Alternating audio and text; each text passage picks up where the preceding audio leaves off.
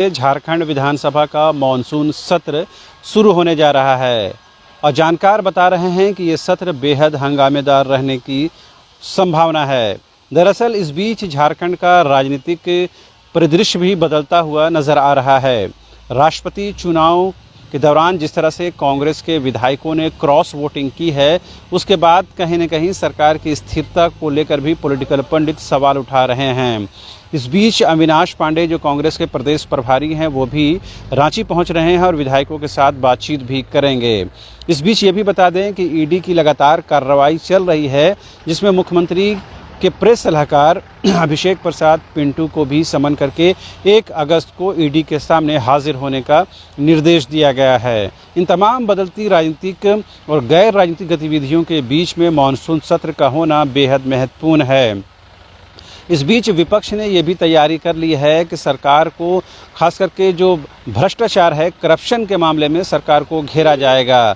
दरअसल सरकार पर खास करके अवैध खनन को लेकर कई आरोप लग रहे हैं। इस बीच ईडी ने साहेबगंज में लगातार दबिश बनाई हुई है। एक के बाद एक जो खनन के जो मामले हैं वो सामने आ रहे हैं, जिस पर पंकज मिश्रा की पुलिस ईडी रिमांड में पूछताछ भी चल रही है और उनसे जो बातें आई हैं सामने, उससे ईडी को कहीं ना कहीं बेहद जो स्ट्रॉन्ग इनपुट्स मिले हैं, जिसके बाद ही जो सीएम के प्रेस सलाहकार हैं उनको समन करके बुलाया गया है। लेकिन विपक्ष ये जानता और समझता है कि सदन के अंदर अगर सरकार को घेरना है तो कंक्रीट कोई विषय होना चाहिए, कंक्रीट कोई आधार होना चाहिए। हम लोगों ने देखा है कि बजट सत्र के दौरान किस तरह से विपक्ष ने कई मुद्दों पर हंगामा किया और वेल में आकर के नारेबाजी की और अपनी बातें रखी हैं। हालांकि जो सत्र का अंत हो रहा था, उस दौरान मुख्यमंत्री हेमंत सोरेन ने तमाम प्रश्नों का उत्तर भी दिया था और एक जो आक्षेप लग रहे थे उसका क्लैरिफिकेशन भी दिया था। इस बार चूँकि बजट सत्र बेहद कम दिनों का होना है, लिहाजा ऐसे में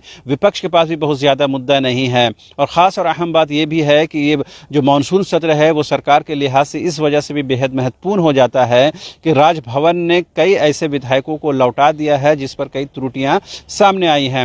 लिहाजा सरकार के सामने उन तमाम विधेयकों को फिर से सदन से पास कराना भी बेहद जरूरी होगा। यही वजह है कि पक्ष और विपक्ष तमाम तैयारियां कर रहे हैं। अब देखने वाली बात यह होगी कि शुक्रवार से जब यह सत्र शुरू होता है तो फिर क्या कुछ चलता है, जनता के मुद्दे पर क्या कुछ चर्चा होती है और आम जनता के हितों को लेकर क्या कुछ बातचीत होती है और उनके लिए क्या कुछ यहाँ से सौगात मिलती है। लेकिन आमतौर पर हम लोगों ने देखा है कि विधानसभा के अंदर आरोप प्रत्यारोप का ही दौर चलता है, जिसमें कई बार ऐसा अवसर, कई ऐसा मौका आता है जब सत्र को कहीं न कहीं बीच में व्यवधान डालने की वजह से रोक दिया जाता है, कहीं ब्रेक लेना पड़ता है और उससे कहीं न कहीं कामकाज प्रभावित होता है। उम्मीद की जानी चाहिए कि सत्ता पक्ष के लोग हों या विपक्ष के लोग हों, कम से कम जो बेहद कम दिनों का मानसून सत्र चल रहा है, इसमें कम से कम जनता के मुद्दों को लेकर गंभीरता के साथ विचार विमर्श करेंगे और झारखंड के विकास को लेकर जो प्रतिबद्धता सत्ता पक्ष ने दिखाई है और विपक्ष उसमें सहयोग करने के बाद जो कहता रहा है, उस प्रतिबद्धता को, उस कमिटमेंट को पूरा करने की जरूरत है, ना कि सिर्फ आरोप प्रत्यारोप के दौर से यह मानसून सत्र निकल जाए। कैमरा पर्सन विकास के साथ झारखंड विधानसभा परिषद से शाहनवाज।